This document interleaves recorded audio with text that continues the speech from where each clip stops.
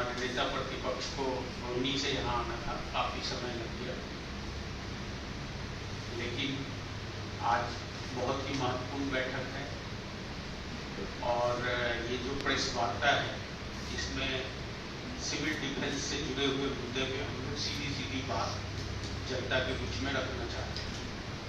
तो मैं आदरणीय विजेंद्र गुप्ता जी जो कि हमारे नेता प्रतिपक्ष हैं और पूर्व में प्रदेश के अध्यक्ष हैं, वो हम सबको इस सारे मुद्दे पे संबोधित कर रहे हैं। नमस्कार।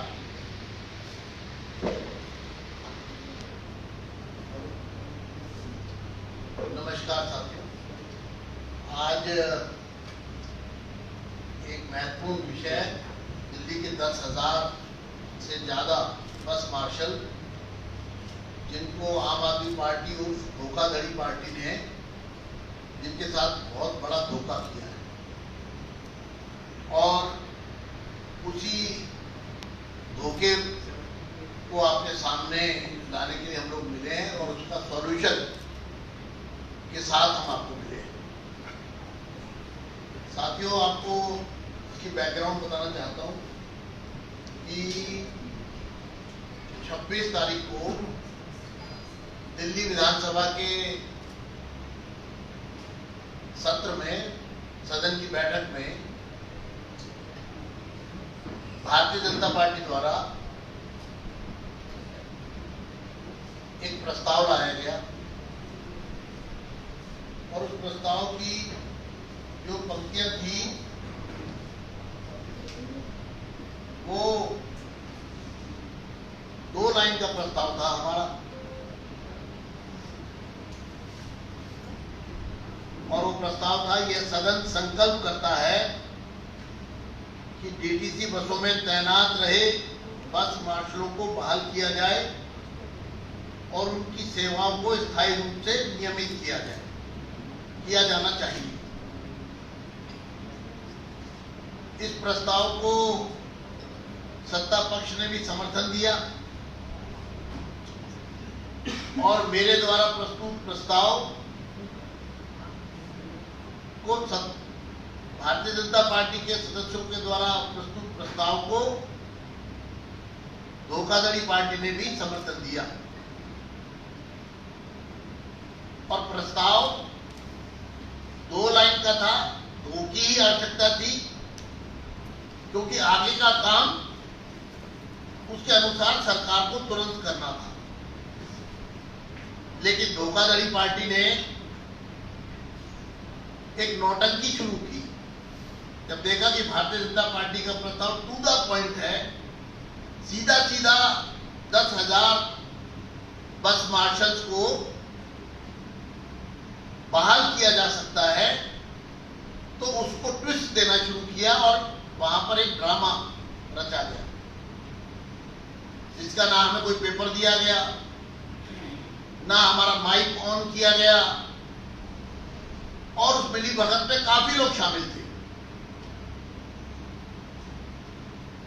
और एक ड्रामे के साथ, क्योंकि वास्तविकता में धोखाधड़ी पार्टी का लक्ष्य उनको राहत देना नहीं है,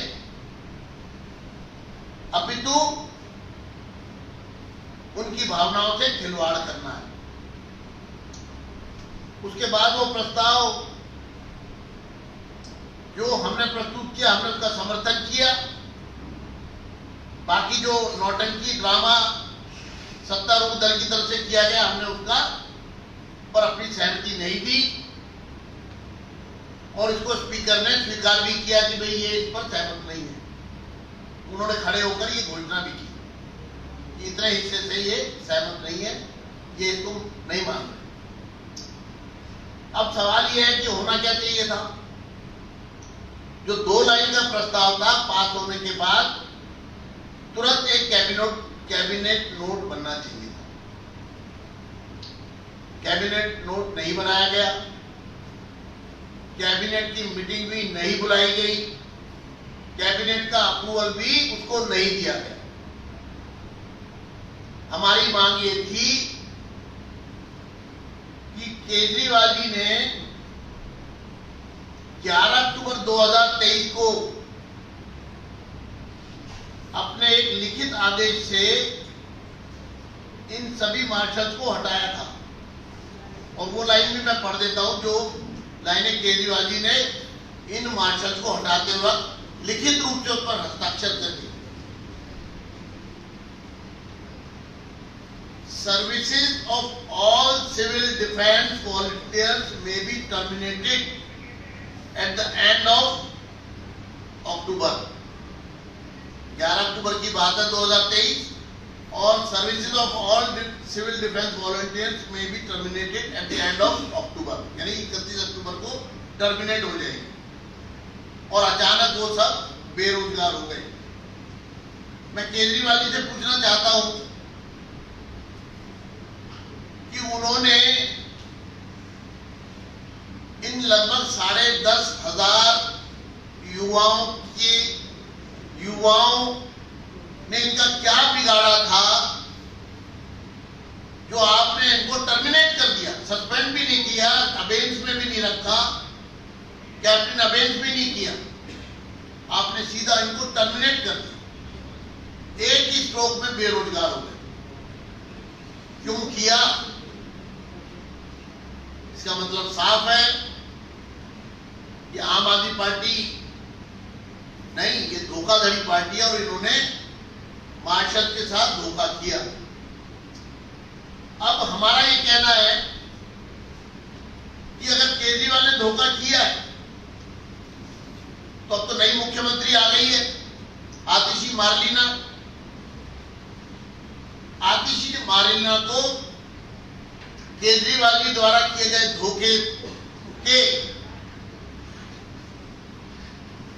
धोखे से इन मार्शल्स को अब बचाना है। और उसके लिए क्या करना होगा? उसके लिए आतिशी मार्लिना को एक कैबिनेट नोट तैयार करवाना है। कैबिनेट नोट तैयार करवाए आतिशी मार्लिना और उसको कैबिनेट में तुरंत कैबिनेट बुलाए, उसको अप्रूवल दे। इसके लिए कल भारतीय जनता पार्टी का विधायक दल 10:30 बजे Atishi Marlena chief minister of Delhi से दिल्ली सेक्रेटेरिएट में मिलेगा।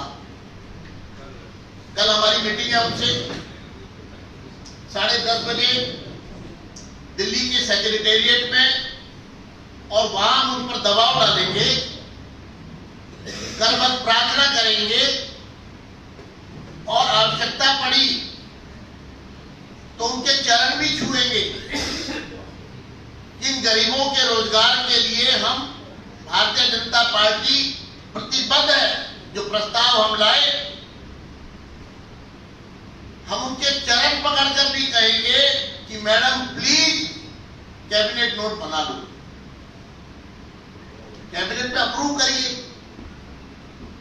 प्रस्ताव कोई बनाया नहीं, कैबिनेट बुलाई नहीं, अप्रूवल दी नहीं,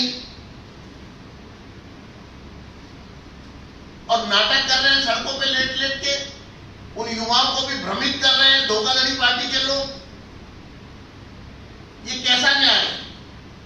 पहले उन्हें हटा दिया बिना किसी गलती के, बिना किसी कारण के, बिना किसी वजह के। उनकी सैलरी रोक दी, 6-7 महीने उनको सैलरी नहीं दी। और देखिए धोखाधड़ी पार्टी के सुप्रीमो केजरीवाल जी जिन्होंने अपनी चिट्ठी में लिखा कि इन मार्शल्स की सैलरी नहीं दी जा रही है, तो मैं ये कहता हूं regarding making payments for the services rendered till now the same should be made immediately. यानी कि regarding making payments for the services rendered till now, अरे भाई जब काम लिया है तो सैलरी क्यों नहीं दी? लेटर लिख रहे हैं 11 अक्टूबर को, आदेश 11 अक्टूबर को है, 4 अक्टूबर को उनकी पेमेंट की सारी फॉर्मेलिटीज पूरी हो चुकी थी। उपराज्यपाल ने लिखा, वो भी मेरे पास है, कि ये जो पेंडिंग पेमेंट है,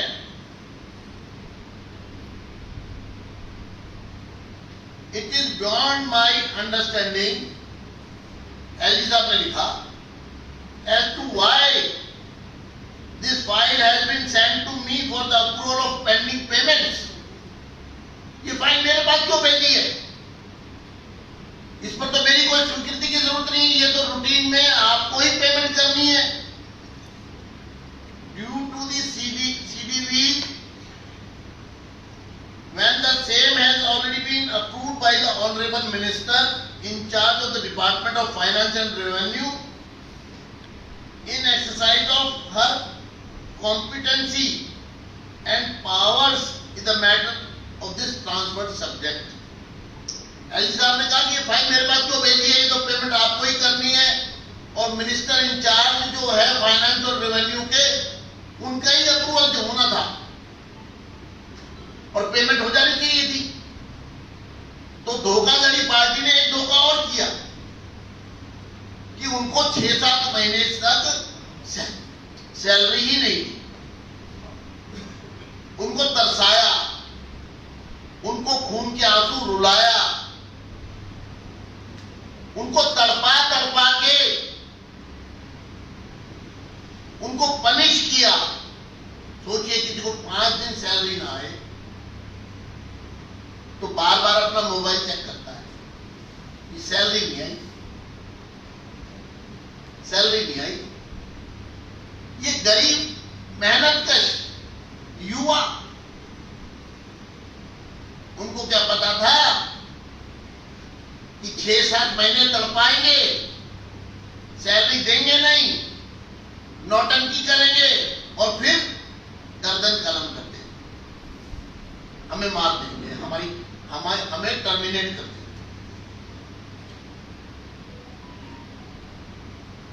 तो इस बात से भी साफ हो गया कि सैलरी उनको ही देनी थी, कहीं से आनी नहीं थी। ये बात भी हम कल आतिशी मार्लिना से पूछेंगे कि आपने 7 महीने उनको क्यों सताया, फांसी पर चढ़ाने से पहले उनको क्यों सताया गया, उनको टर्मिनेट क्यों किया गया, ये हम आपसे पूछेंगे। हमारा कहना है कि इस सारे मामले में जो प्रस्ताव पारित हुआ है, जो हमने पेश किया है, हम वो लागू हो उसके लिए भारतीय जनता पार्टी पूरी तरह से प्रतिबद्ध है। आप कितना भी युवाओं को बरगला लीजिए, झूठ बोल लीजिए, गुमराह कर लीजिए, आपने 3 अक्टूबर की घोषणा कर दी, एक भी आदमी इनका एलजी हाउस नहीं पहुंचा। सारे दूसरे प्रेस कॉन्फ्रेंस कर रहे हैं कि वो जी हमने टाइम नहीं लिया था। तो फिर आपने घोषणा कैसे कर दी 3 अक्टूबर को जाएंगे? आप गए नहीं, मिले नहीं, कोई दस्तावेज लेकर नहीं गए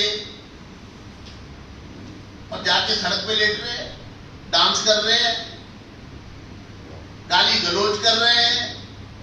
ये सरकार है या अनसिविलाइज लोगों का एक जमावड़ा? आप उनकी मदद करना चाहते हैं या उनके गले पे नमक छिड़क रहे हैं? पहले उनको हटा दिया, उनकी सैलरी रोक ली, उनको हटा दिया, फिर उन बेचारों को रोजाना पिलर टू पोस्ट पिछले 1 साल से सड़कों पर घुमा रहे हैं, रात दिन सड़कों पर बिठा रहे हैं, जुलूस निकाल रहे हैं, सिर्फ अपनी राजनीतिक महत्वाकांक्षा को। क्यों 1 साल से क्यों सोए हुए थे? हटाया तो आपको 1 साल पहले हटाया था आपने।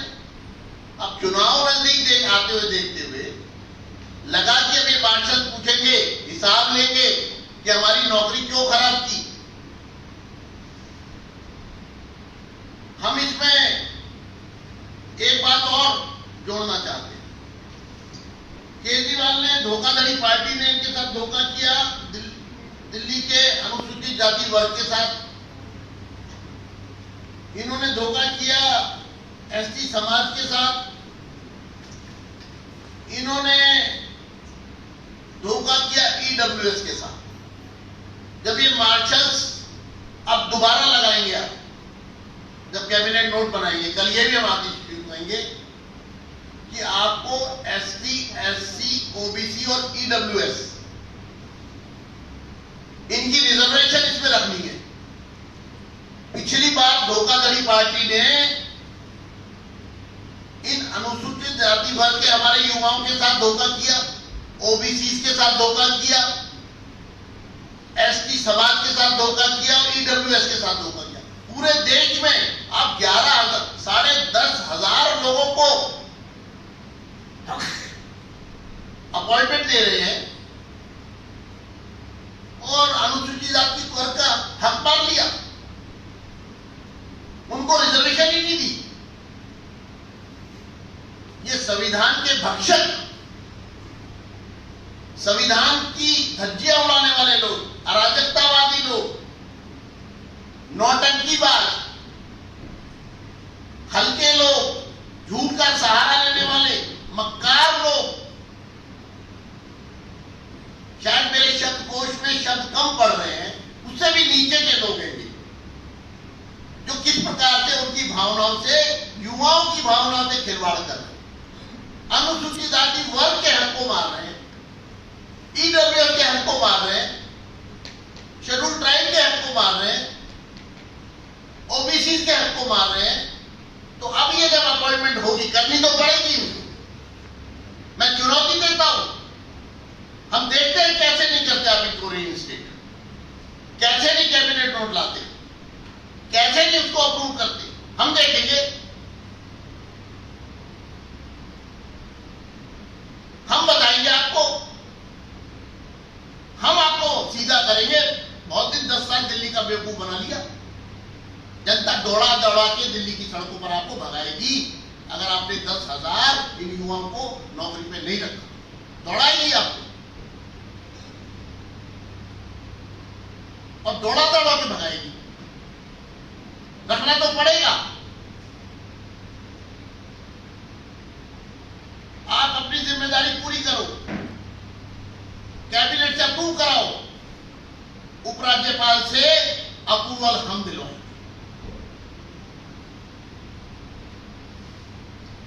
आधा काम आप करो, बाकी काम हम करेंगे। लेकिन कैबिनेट नोट ही नहीं लाओगे, कैबिनेट की मीटिंग ही नहीं बुलाओगे, कैबिनेट में अप्रूव ही नहीं करोगे, वाह भाई वाह, क्या बात है। इतने भोले मत समझिए आप लोगों को, लोग सब समझते हैं। आपकी चालाकियां, आपकी कलाकारी, आपका ये घड़ियाली आंसू बहाना, अब की बार आपको लोग छोड़ेंगे नहीं, पूरा हिसाब लेंगे।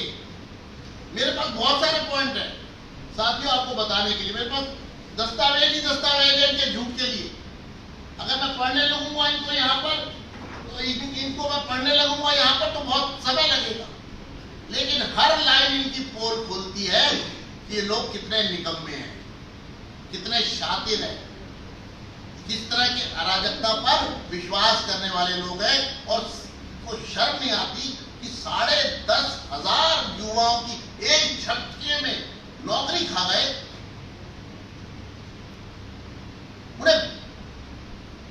उन्हें आत्महत्या करने के लिए मजबूर कर रहे हैं ये, और उनका उपहास उड़ा रहे हैं,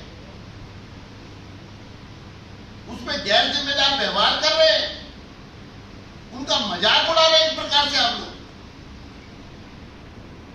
भारतीय जनता पार्टी ऐसा होने नहीं देगी। आपको कैबिनेट नोट लाना पड़ेगा, इसका रास्ता निकालना पड़ेगा, क्योंकि हटाया आपने, लगाना भी आपको ही है। आप कहते हैं हम कैसे लगाएं, तो भाई पहले कैसे लगाए थे वो भी बताओ। एलजी के पास तो बाद में जाएगी ना फाइल, पहले तो आप फाइल पूरी करोगे ना। और देखिए मेरे की बात, वो एक इनके हैं ऊल जरूर से ऊट पटांग से मंत्री बेसिर की बात करते हैं। बहरूपीय सौरभ भारद्वाज सदन के अंदर खड़े हो गए अरविंद केजरीवाल का पत्र पढ़ने के लिए। और मैंने कहा कि चलो अब ये पत्र पढ़ेंगे तो इनके आका ने जो ये लिखा है कि services of all civil defence volunteers में be terminated at the end of October, ये भी पढ़ेंगे। तो माशाल्लाह क्या गुल खिलाए, पूरा पत्र पढ़ दिया। क्योंकि मन में तो चोर है, चोर की गाड़ी में तिनका। ये लाइन नहीं पढ़ी, क्यों नहीं पढ़ी इसका जवाब भी कल आतिशी मार्लिया से उनके दफ्तर में ले लें। ये तो बताना पड़ेगा जब आपने पूरा पत्र पढ़ा, वो तो रिकॉर्ड पे है, वो तो वीडियो है उसकी, मैंने पोस्ट भी की है। और लाइन खा गए इसका मतलब है नीयत खराब है। इसका मतलब मार्शलों से कुछ छुपा रहे वो। ये तो हमारे विपक्ष के, मैं अपने साथियों को बहुत बहुत धन्यवाद करता हूं, बधाई देता हूं, जो ये पत्र निकाल रहा है, ये ऑर्डर निकाल रहा है। वरना आप सोचिए क्या इस ऑर्डर को वो हवा लगने देते जिसमें से हटाया था? क्या अभी तक इनको घूमे नहीं हो गए? इनकी जुबान को लकवा नहीं मार गया? एक बार इस लाइन को पढ़ने को तैयार नहीं है। इनको लकवा मार गया इनकी जुबान को, क्योंकि हटाया इनके आका ने है, इनके पिताजी ने इनको हटाया। अब पिताजी हटाएंगे तब तो नई मुख्यमंत्री, हमको माताजी भी कह सकते हैं, बहन है हमारी आतिशी मरलीना, तो क्या उनको डिसोबे नहीं कर सकती इन 10,500 मार्शल्स की नौकरी को पक्का करने के लिए? क्या नहीं करना चाहिए जनहित में? अगर उन्होंने, पिताजी ने हटा दिए जिद में आके, हो सकता है किसी मार्शल ने नमस्ते ना करी हो सकता है किसी मार्शल ने बेचारा जा रहा हो आगे से गाड़ी में अपना स्कूटर ना हटाया हो गई कोई कर दिया तो लगी फरमान जारी कि सबको हटाओ। तो इसलिए सौरभ भारद्वाज जी, अब ये लाइन भी आपको पढ़नी पड़ेगी, बिना पढ़े काम नहीं चलेगा। इसलिए इन मार्शल्स को तुरंत इनकी ड्यूटी पर रीइंस्टेट कीजिए। और मैं दिल्ली के तमाम मार्शल्स को ये आह्वान करता हूं कि इनका घरों से निकलना बंद कर दो, हम आपके साथ हैं। इनसे कहो कैबिनेट नोट क्यों नहीं लाते, कैबिनेट में अप्रूव क्यों नहीं करते हो? बिना कैबिनेट के अप्रूवल के बोतली बातें करोगे? इनको जूते के हार पहनाने चाहिए मार्शलों को। मैं आपको कहना चाहता हूं, अपने छोटे भाइयों को, अपने बच्चों को, इनको जूते के हार पहनाइए जब तक ये आपको रीइंस्टेट करने की कार्रवाई शुरू ना करें। इसलिए अंत में इस सरकार से पुरजोर मांग करते हैं, इन मार्शल्स को फिर से लगाना पड़ेगा। आधा काम तुम करो, बाकी का काम तुम करो। धन्यवाद। कुछ पूछना चाहे तो आप पूछ सकते हैं।